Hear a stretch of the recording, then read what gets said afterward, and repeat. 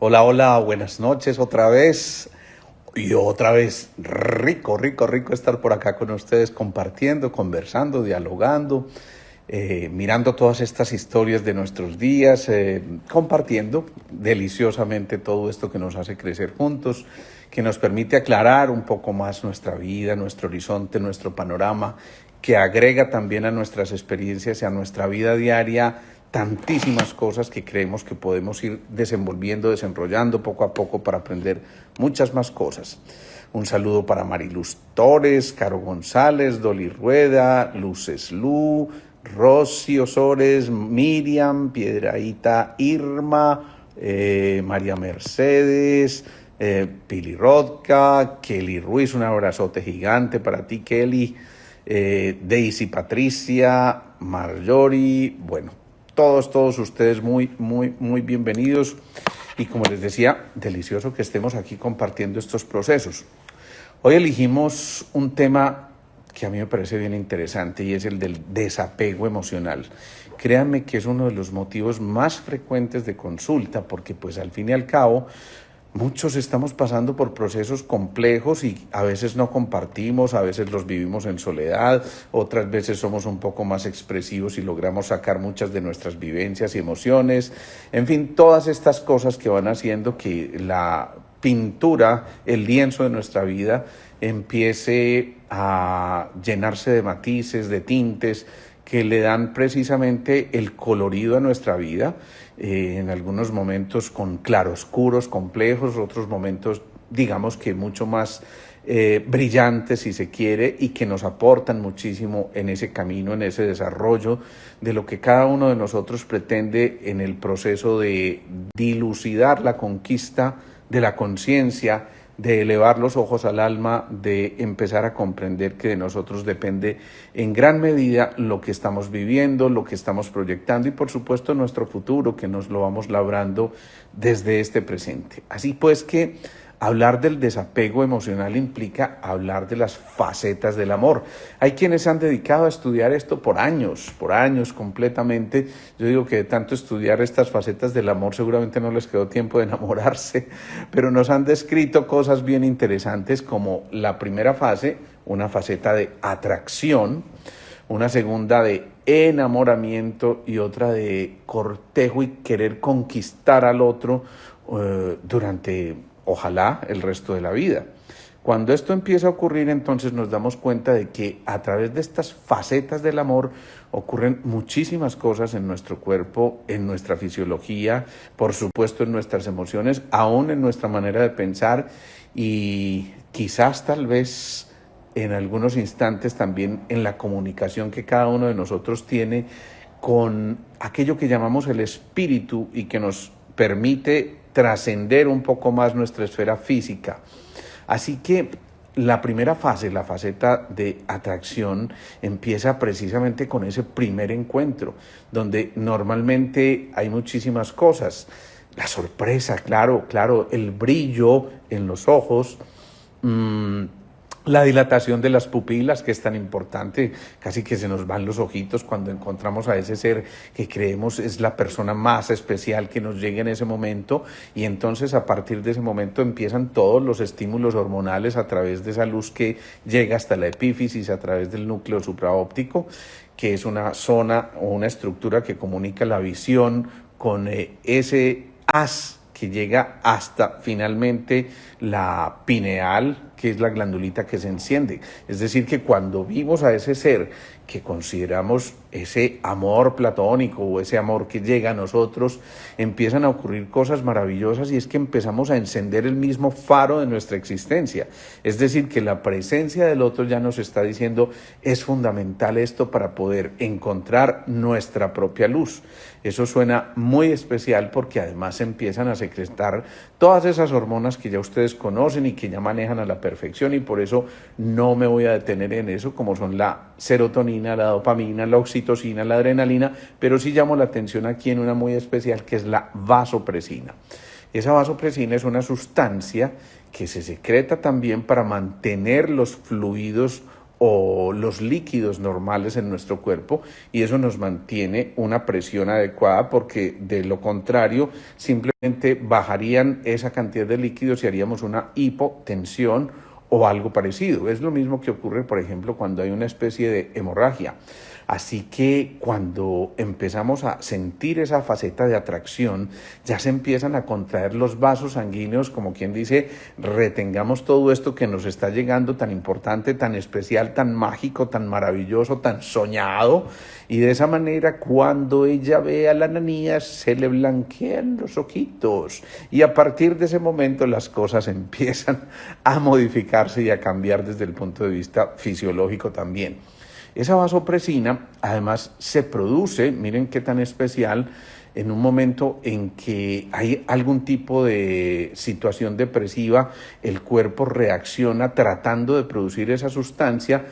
como precisamente tratando de que reaccionemos y que volvamos al estado normal. Y tiene mucha relación también con la oxitocina, por ejemplo, con esos momentos en que esa madre va a lactar a su hijo, donde está transmitiendo o entregando no solamente su leche materna, sino el cariño, el amor profundo por ese ser que está tratando de ver crecer, y por supuesto en ese alimento van muchísimas cosas. Ocurre también en esa faceta de atracción una cosa muy interesante, y es el suspiro.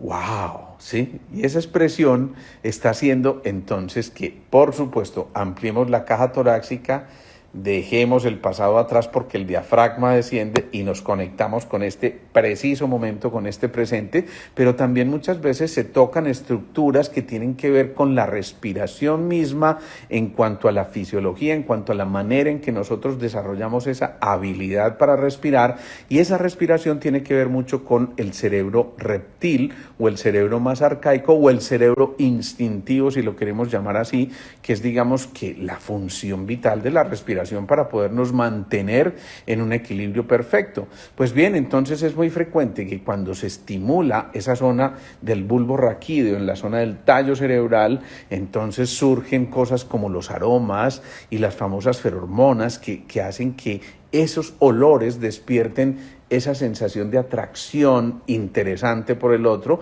y por supuesto las funciones vitales se empiezan a activar. Allí también en esa zona hay una cosa que se llama el núcleo caudado, que es el que empieza a despertar gran interés por el otro, y ese interés se ve reflejado entonces precisamente por todas esas acciones que están ocurriendo en cuanto a querer conquistar al otro. Entonces el que está de galán, el que está tratando de hacer la conquista, en el caso del hombre, se pone como debería ser, asume una actitud determinada, a lo mejor una voz de esas medio impostadas, ese tipo de cosas, y empieza, por supuesto, a hacer todo tipo de alardes tratando de impactar las funciones del otro, que también está a la expectativa probablemente en un momento como esos, y si las frecuencias oscilan de manera sincrónica, es muy posible que allí comience ese encuentro mágico que va a hacer que se activen muchísimas áreas del cerebro. Miren, se han descrito 29 áreas cerebrales funcionales. Eso significa, dicen por ahí, que cuando empezamos en esas facetas del enamoramiento se pueden activar casi la totalidad de estas áreas, porque es como si todo el alumbrado se encendiera para ver qué tipo de cosas continúan en este proceso de acercamiento hacia el otro. Entonces empiezan cosas como la taquicardia afectiva, como la han llamado algunos, y es que, por supuesto, cuando te encuentras con ese ser con el que estás tratando de entablar una relación, ese corazoncito se acelera, y esa taquicardia sabrosa no es la taquicardia de la angustia y de la ansiedad, sino la taquicardia de la que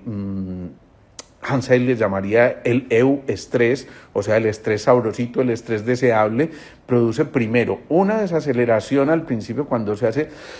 el movimiento del suspiro, como lo veíamos la otra vez, pero después viene la taquicardia ante la sorpresa del encuentro con el otro. Y recuerden, hablábamos de la vez pasada de nunca dejar de sorprendernos. Cuando aparece esa sorpresa, cuando se da lo de la desaceleración, es el anuncio de que luego vendrá ese acto compensatorio, y entonces viene ese corazoncito. Y alguien, por ejemplo, no se quiere delatar y la tola le dice, a la Ananías, yo no,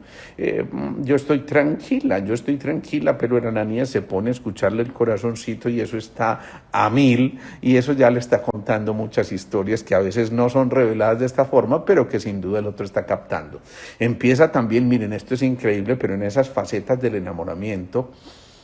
se ha descrito una muy simpática que se le llama la torpeza o la imbecilidad del ser, porque en un momento determinado dejamos de ser completamente racionales para dejarnos llevar por todo lo que llega, y entonces uno empieza a flotar y las maripositas y todas estas cosas que empiezan a ocurrir, y que es increíble, lo han descrito así los estudiosos, como les digo, no son palabras mías, como la torpeza o imbecilidad del ser frente a una situación como estas, y por supuesto empiezan otra serie de cambios también al interior, como el aumento de la presión arterial, como la irrigación de ciertos órganos y sistemas, como la sudoración, que es un reflejo muy importante, y a veces esto mismo, cuando sudamos demasiado, va a llevar a que perdamos líquidos y por tanto las mucosas se secan, y ustedes se dan cuenta que cuando están con ese ser que está empezando a entablarse esa relación, precisamente o se secan sus mucosas o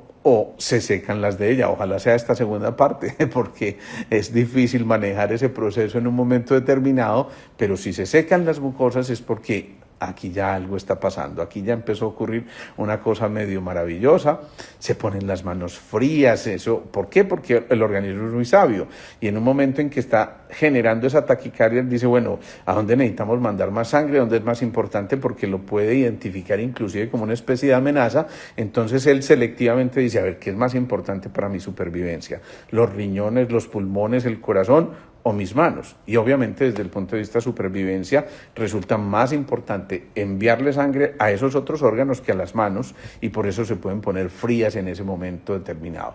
También ocurre que a nivel del sistema nervioso central hay una especie de corazoncito central, el corazoncito periférico y el corazoncito del sistema nervioso central, y ese corazoncito se llama el hipotálamo, que es el gran regulador del sistema nervioso autónomo, que da origen a todas estas estructuras o a todos estos signos o síntomas que estábamos mencionando anteriormente. Pero allí también está, miren, la brújula del sistema. Por eso muchas veces cuando uno se acerca a ese ser que ya empieza a cautivarlo y le empieza literalmente a mover el piso, lo que ocurre es que ni siquiera sabemos para dónde vamos y casi que la brújula se extravía. Por Dios, esto, como dicen por ahí, ayamá, el mantra más universal, o simplemente, como dicen los pelados ahora, que hay. Y en ese momento, cuando empieza a ocurrir eso, es cuando empezamos a perder el rumbo y a no saber para dónde vamos, porque nos dejamos llevar por todo lo que ocurra con tal de conquistar ese amorcito. Pero miren, aquí vienen las cosas curiosas también de estas personas que han estudiado el fenómeno del enamoramiento. Y ojo, vuelvo y repito, no lo digo yo para que después no me la cobren por ventanilla. Dicen que estamos capacitados para enamorarnos hasta 7 veces, es decir, que el ser humano puede enamorarse hasta 7 veces. Así que no me echen la culpa de esto que les estoy diciendo, pero parece ser cierto que tuviéramos la oportunidad de hacerlo a través de la producción de estas sustancias. Una de esas es la oxitocina, y miren que la oxitocina también tiene que ver con la contracción de la matriz en el momento del parto. Esto es bien interesante. Por eso no es extraño que cuando ya esas facetas iniciales han ocurrido, cuando ya ha habido un encuentro, incluso un encuentro íntimo, esa oxitocina se libera, porque en el momento del máximo orgasmo, de la expresión máxima del amor en ese momento, ocurre precisamente una liberación de esa marea de oxitocina que casi que es como el momento del parto, solo que ya ha traducido ese dolor a otra cosa completamente excitante. Así que todos estos cambios fisiológicos están haciendo absolutas maravillas, como también ocurre que esa oxitocina va a ser luego necesaria, como ya lo dijimos, en la contracción de los conductos galactóferos, que luego van a empezar a permitir alimentar ese bebé. Y entonces ocurre también otra cosa muy interesante: el cuerpo empieza a liberar lo que se llaman opiáceos endógenos, es decir, sustancias del placer. Por eso es tan importante lo del famoso fenómeno de la tusa. Y eso de la tusa sí que es fundamental, porque aquí ocurren cosas fundamentales principalmente a nivel de todo lo que es el sistema nervioso central. Y es que el amor resulta literalmente adictivo. Por eso, cuando se liberan esos opiáceos endógenos, que son las sustancias del placer, es como el mismo placer que alguien puede experimentar con una sustancia adictiva. Y por eso, cuando falta ese amorcito, hay una sensación tan tremendamente desgarradora desde el punto de vista físico y emocional, que se siente se me está yendo la vida, porque es el mismo fenómeno que reclama el adicto cuando le quitan su sustancia adictiva. Así que es bien importante entender entonces todo ese fenómeno de la tusa y lo que ocurre. Les quiero contar una historia de alguien que precisamente atendí hoy en consulta. Era una paciente que a los 13 años decidió salir de la casa, literalmente, se voló de la casa. Esta es una mujer que para hoy pues ya han pasado muchísimos años, pero nos cuenta cómo a esa edad salió de la casa y se fue para la casa de un tío. El tío había sido medio engañado por ella, le dijo que estaba de vacaciones, y como al mes se vino a enterar que era falso lo de las tales vacaciones, la mamá entonces aparece por allá, pero a llevarle el resto de la ropa que no se había llevado, y entonces es como si le estuviera diciendo, venga, ya, váyase tranquila, usted eligió esto, y ahí empieza ella a rodar de sitio en sitio por diferentes tíos y tíos, hasta que finalmente aprende a defenderse por sí sola, empieza a estudiar, hace una profesión. Pero miren, aquí ya ocurre una cosa muy importante, y yo quiero que ustedes vayan haciendo el diagnóstico, porque ya ustedes tienen las herramientas. A mí me encanta porque ya están llegando, insisto, los pacientes a mi consulta haciendo su consulta, su diagnóstico. Hoy me llegó una paciente muy simpática, hago un paréntesis ahí diciendo, vengo a que me arregle la reserva. Ese fue su motivo de consulta. Vengo a que me arregle la reserva porque sé que tengo esa reserva mala. Y entonces yo le cuento que lo veo todos los días o todas las veces que hacemos estos en vivo, tomándome un buen vinito al lado de mi chimenea, y por eso necesito que me arregle la reserva, porque esto que he aprendido me está diciendo que tengo que conectarme con eso. En fin, vamos haciendo allí correlaciones. Siguiendo con la historia, entonces, esta mujer estudia su profesión, empieza a desempeñarse en ella, y para redondearle la historia, ella tiene 2 hijas con alguien que tenía un compromiso por fuera. Y digamos que es en cierta manera una mamá soltera, aunque esta persona estuvo relativamente cerca de ella, pero bueno, de alguna forma esto es una especie de ser mamá soltera, y eso implica también un movimiento fuerte. Cuando ella se jubila, decide irse para Europa en un viaje, y resulta que para ese momento su hija, una de sus hijas, estaba en embarazo, y cuando llega encuentra que esta mujer está separada, o se separó en ese tiempo, y su segunda hija, que estaba pendiente de casarse, aplaza su matrimonio, y empiezan a darse cosas que por supuesto también le mueven el piso, porque a ella ya le toca entonces compartir su espacio con sus hijas, que ya probablemente no estaba, digamos que en la rutina diaria, al estar compartiendo directamente con ellas, ¿sí? Además, y como si fuera poco, esa pareja con la que convivió o tuvo esa relación especial, desarrolla un cáncer de próstata, que también eso es significativo en la historia de él, pero no vamos a ahondar en eso, y eso implica también, por supuesto, un sacudón interno, porque empieza a darse cuenta que están ocurriendo cosas importantes. El motivo de consulta de ella es una osteoporosis, es decir, una pérdida de calcio significativa en los huesos. Además tiene un problema de dolor en las piernas, de trastornos de la tiroides de vieja data, ojo con eso, vayan haciendo ustedes el diagnóstico, insisto, y además tiene problemas con su colesterol. Todas estas cosas apuntan a un movimiento muy importante en su vida, casi que desde su pequeña adolescencia. Miren, se va de la casa,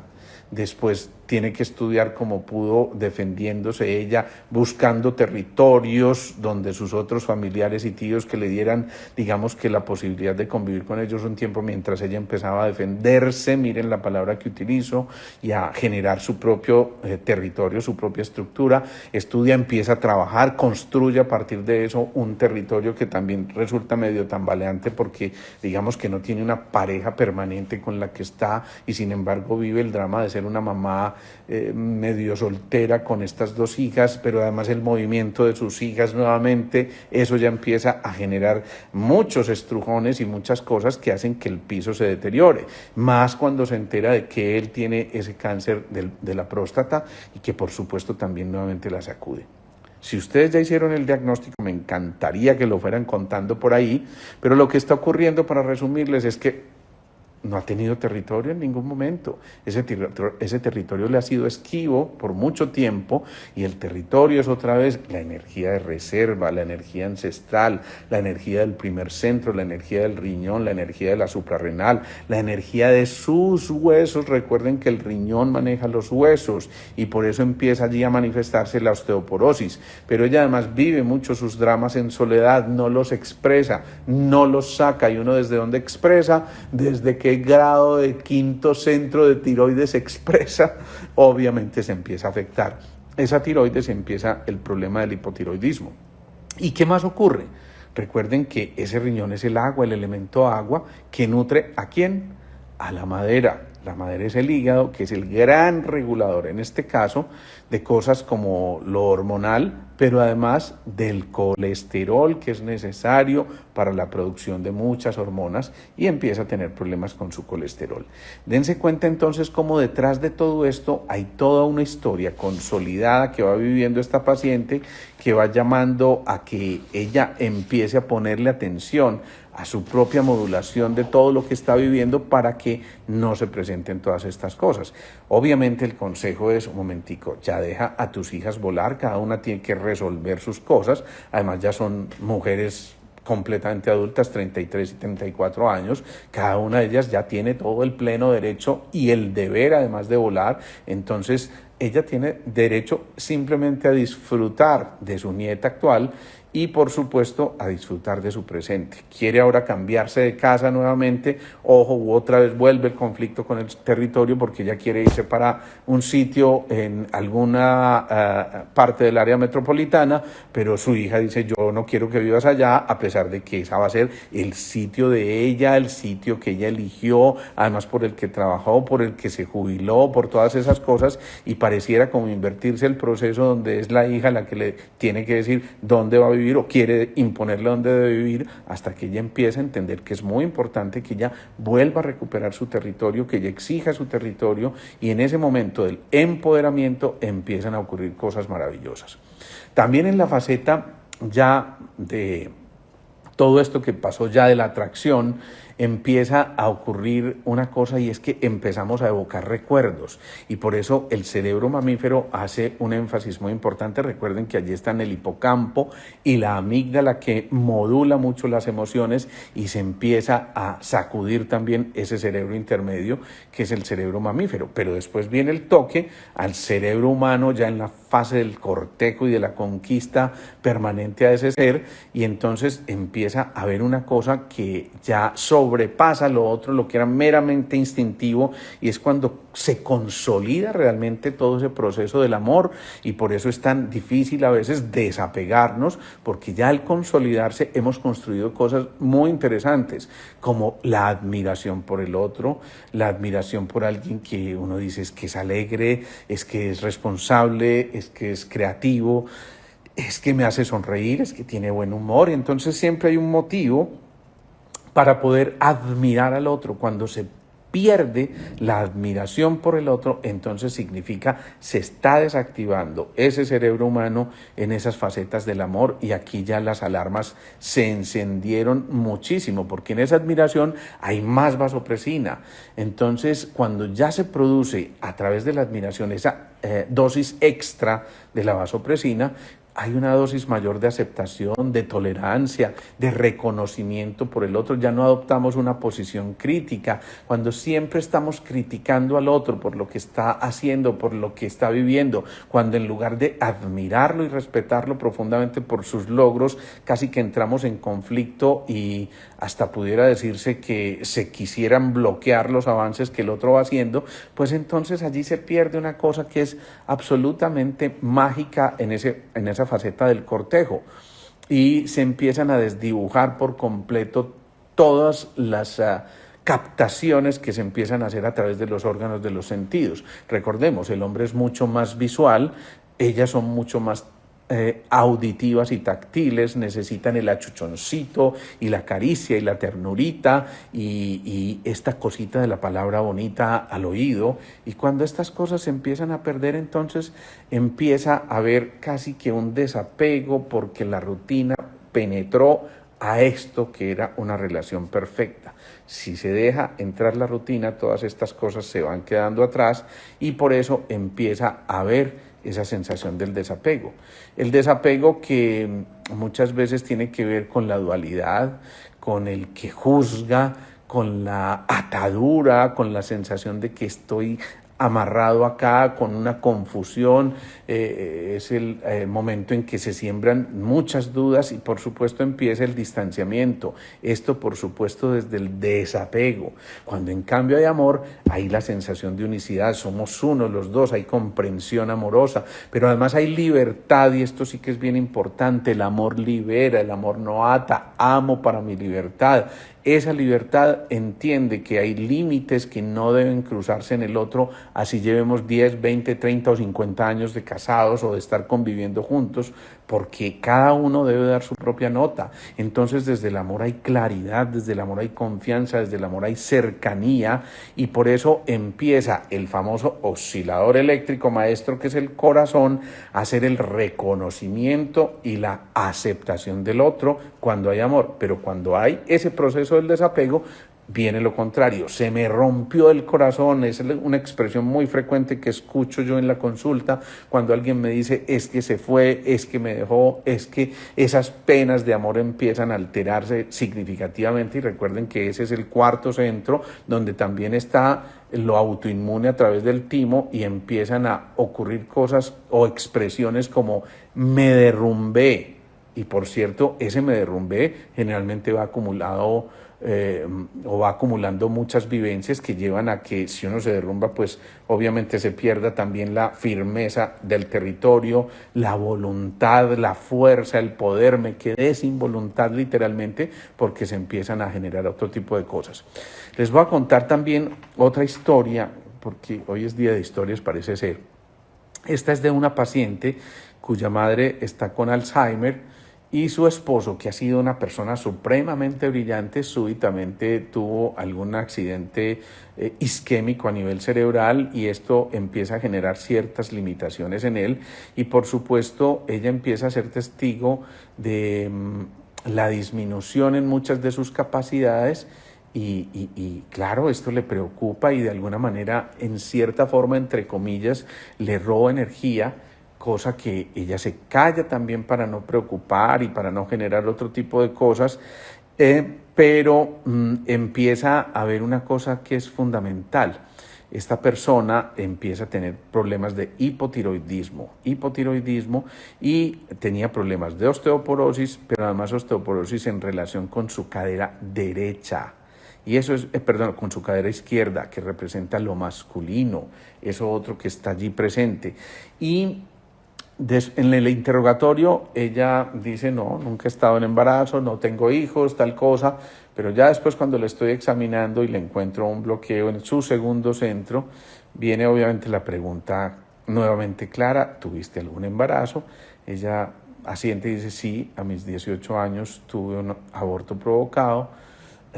Había circunstancias muy complejas, en fin, no entramos a juzgar ese tipo de cosas, pero obviamente ya eso es tocar el segundo centro, que fue precisamente el territorio perfecto para que luego su quinto centro se alterara y empezara el problema de osteoporosis. Y si eso se toca, miren, otra vivencia de la osteoporosis en otro plano. La tiroides es lo metabólico y por supuesto se altera también la absorción del calcio, del magnesio, que son nutrientes específicos y que pueden favorecer este proceso de la osteoporosis. Yo les llamo la atención en esto es porque hay muchas lecturas, no siempre un mismo signo o un mismo síntoma implican exactamente lo mismo, ¿no? Muchas veces hay lecturas completamente diferentes.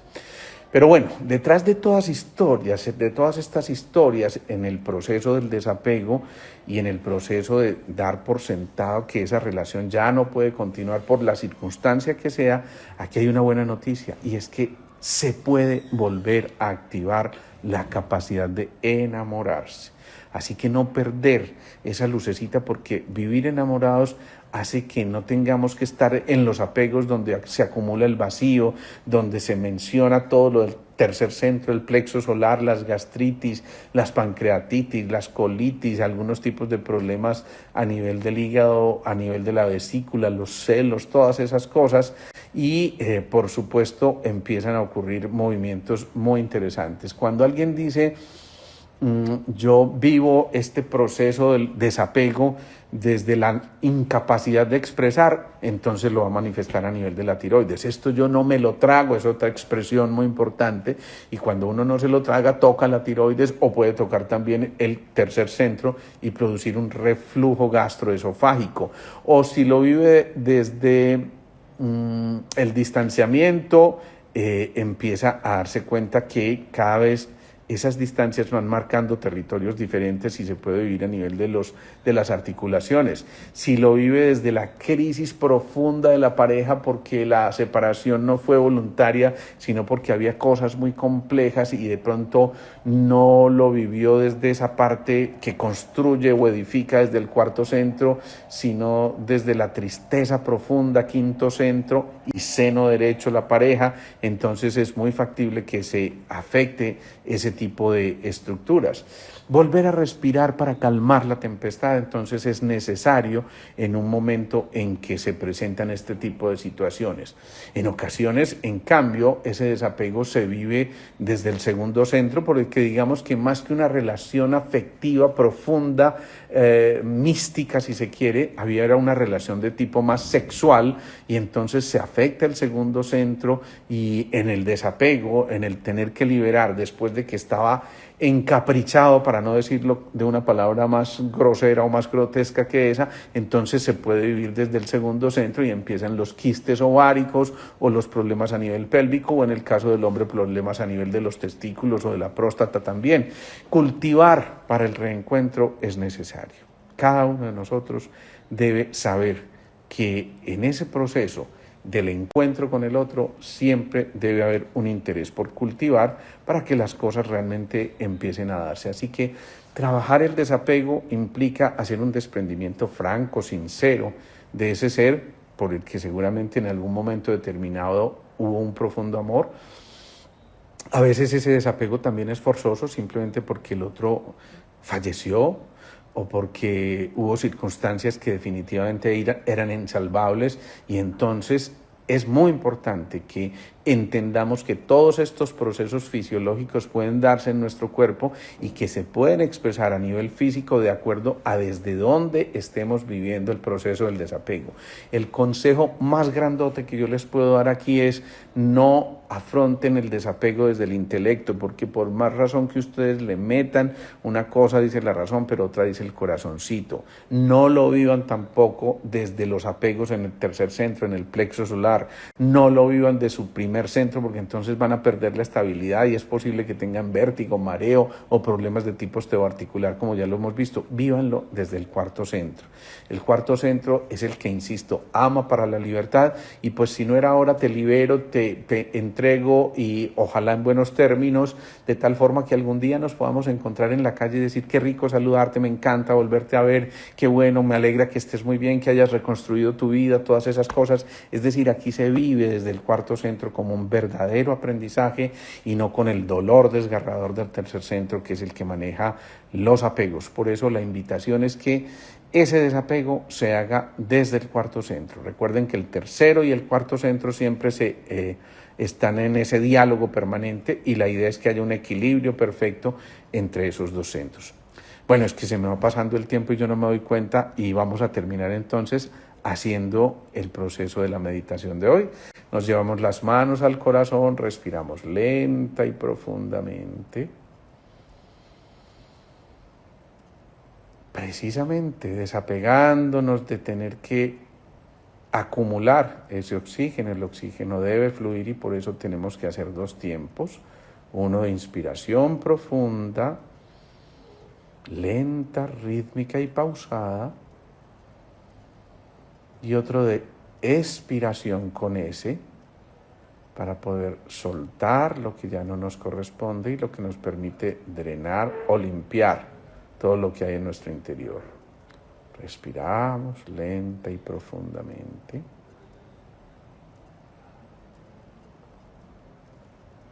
Y ahora, por supuesto, nos conectamos con ese pensamiento semilla que para hoy va a ser la palabra desapego. Generalmente todos tenemos un apego interior, alguna cosa que no nos permite renunciar de manera libre y espontánea, de manera constructiva, como lo mencionábamos, sino que nos aferramos y queremos retener a esa persona o a esa situación o a esa cosa material también por la que hemos desarrollado un apego infinito, o por qué no también a una mascota. Desde ahí también se vive todo ese proceso, y por eso entonces llevamos a eso que tenemos identificado como parte de nuestros apegos este pensamiento semilla,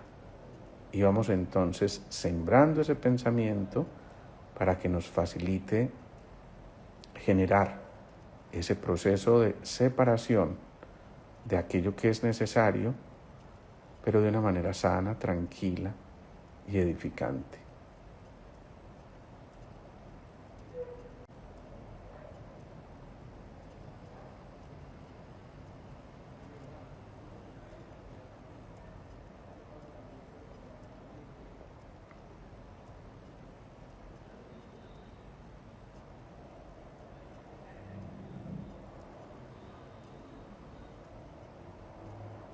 Es muy interesante amar sin desapego, amar sin apegos. Es muy importante entender que cuando se ama para la libertad no existen ataduras, y es muy importante que cuando logramos hacer eso conquistamos la máxima lección que el ser humano aprende en su existencia, que es precisamente la de la libertad. Recordemos que hay 6 lecciones básicas por aprender: seguridad, identidad, responsabilidad, autenticidad, poder y libertad. Respiramos lenta y profundamente.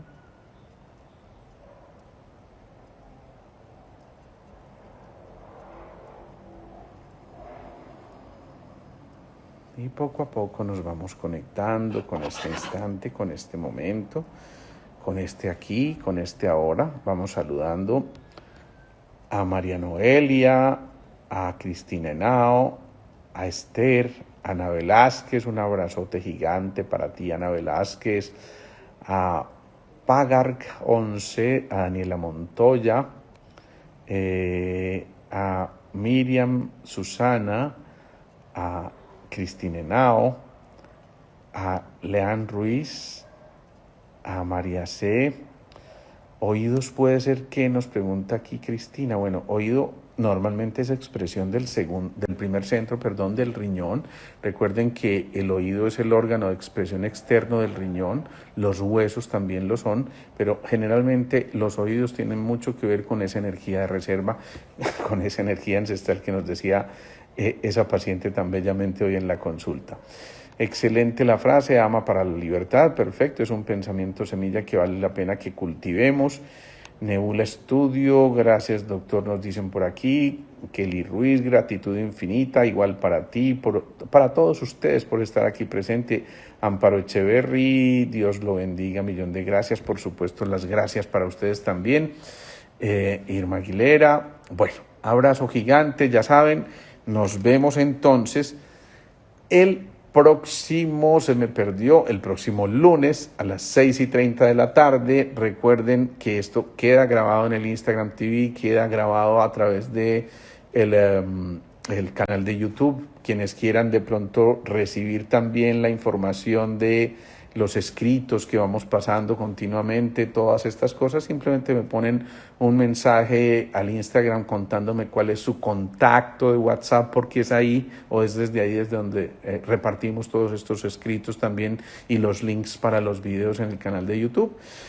Abrazote gigante, recuerden, compartamos esto, sigamos creciendo, estas redes siguen creciendo, me sorprende muchísimo, seguimos encontrando historias, seguimos encontrando cosas por contar y seguimos sobre todo encontrando cosas para compartir este espacio. Chao, chao, descansen, feliz noche y nos vemos entonces.